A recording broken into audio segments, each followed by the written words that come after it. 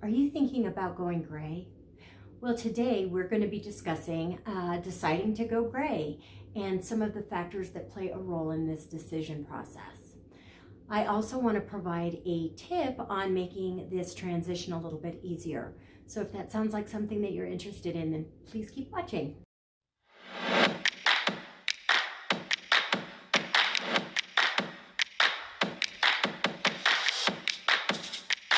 So one of the factors that I think can make this process a little bit easier or a little bit rougher is what kind of support system do you have? So if the people around you are encouraging you and are optimistic with you, it's going to make the journey a lot more exciting and fun. If you're surrounded by people that are discouraging you and, just really making you doubt your decision, it's going to be challenging. One thing that I really am happy to see is some of the shift in society's attitude towards grays. And I think that some of the beauty trends where women are dyeing their hair gray and they're really making it glamorous. They're redefining gray as beautiful.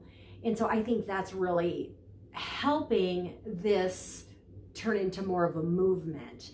Another thing that was situational that is also driving this movement is COVID. A lot of people were stuck at home. They weren't able to go to their hairdressers, and they decided to experiment and see whether or not they liked their gray hair. So they allowed it to grow out because they were at home working, maybe working from home or whatever. So they were able to do that.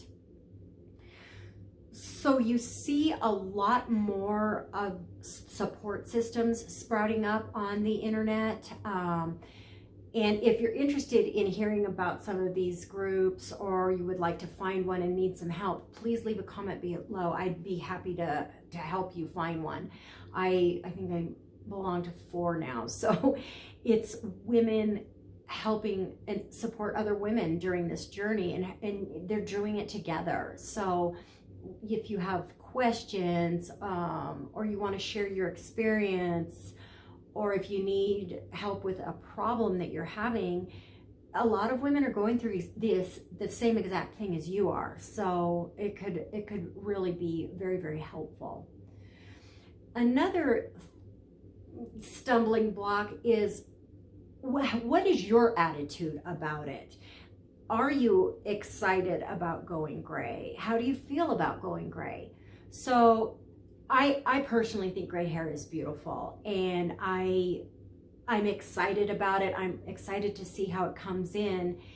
And so I plan on having fun with the journey. But a lot of women are afraid. They're afraid that it's going to make them look old, or they're afraid that when they start growing their hair out, they're not going to like it. And I really do want to drive this point home, is you can change that. Women have always wanted to have choices with their hair, and that doesn't stop when you turn gray. Going gray does not mean that, you're stuck that way and you can never do anything else with it. So if you notice that your hair's coming in and it's not looking the way you want to, you can change that. Please check out my video, Get the Gray Hair That You Want. And that shows you some of the processes out there that you can try. Let's say you grow your hair out and you're a lot more white than you're comfortable with. You can get low lights. Say you maybe want some more drama and you want to have hot areas that are highlighted, throw in some highlights. So there's things that you can do to tweak your gray hair and customize it so that it is what you want. The final factor I'm going to discuss, even though there's many more, I'm sure, is, and this is a factor that's actually driving women to look into what is all involved with going gray, and that is what kind of maintenance they have to go through in order to keep up with their gray, concealing it. So, you know, covering up that demarcation line, it can be time consuming, it can be expensive, it can be uncomfortable. I know for me personally, I had to cover up my grays every 2 weeks. And I was getting, you know, flaky, dry scalp and rashes, so it was itchy and uncomfortable. I did it at home. I didn't go to a hairdresser, so at least that spared me a little bit as far as of cost. But still, I mean, women that go to their hairdressers, not only are they spending a lot of time there waiting for their appointment to start and waiting there while their hair is being processed, but it can be expensive. So eventually, it really does take a toll. So on to the tip that I want to provide, and this is for women that are starting to think maybe they're thinking about going gray, but they're still covering up their grays. There's 3 options of covering your grays. You could be covering it with a permanent dye, a semi-permanent, and a demi-permanent.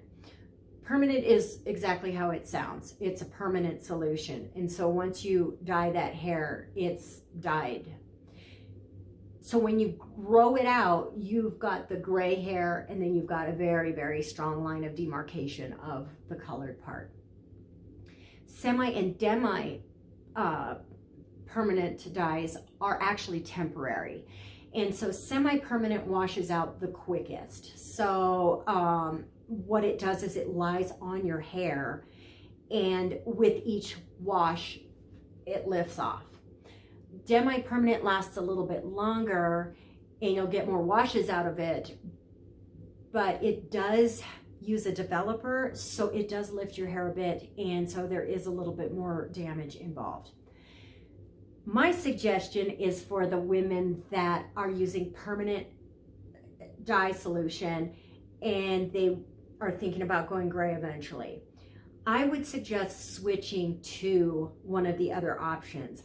I used the semi-permanent because I was covering my grays anyways every 2 weeks. So I had to use the color anyway, so I wanted to use something that wasn't damaging to my hair. Now the only difference you'll see is that with permanent, it covers your gray 100%. So all of your gray, well, all of your hair is going to be the same color. Whereas with a semi-permanent, your grays are going to come out a little bit lighter. I didn't mind that because it almost looked like highlights a little bit, and it gave the hair dimension. So that is the one difference that you'll see. But as your hair, as the semi-permanent solution washes out, it's a very gradual, soft line here. So when you decide to go gray, it's going to be a lot easier to lift that color out of your hair than if you're using a permanent solution. So if you are using permanent dye and you have further questions, please leave your comments below, and I will be happy to answer anything that you need. And please check out my next video. It's going to be the pros and cons of going gray. So if you like this video, please give me a thumbs up. If you like my channel and like the content of my channel, please consider subscribing. Thank you and have a great day.